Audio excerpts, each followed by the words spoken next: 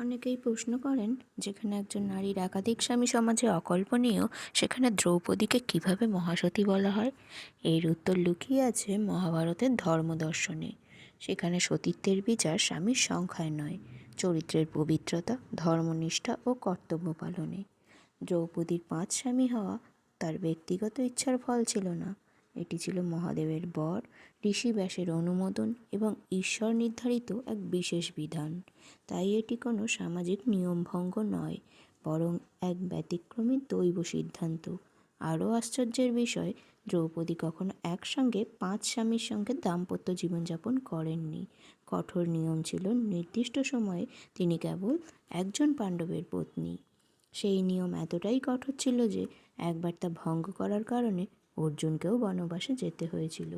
দ্রৌপদী প্রতিটি স্বামীর প্রতি সমান শ্রদ্ধানিষ্ঠা ও কর্তব্য পালন করেছেন। তার চরিত্রে প্রতারণা, ধর্মচ্যুতি ছিল না।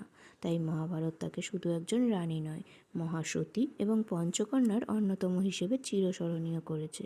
সত্যিই সতীত্ব কেবল একজন স্বামীর মধ্যে সীমাবদ্ধ নয়, সতীত্ব হলো মন, চরিত্র, ধর্ম ও নিষ্ঠার পবিত্রতায়।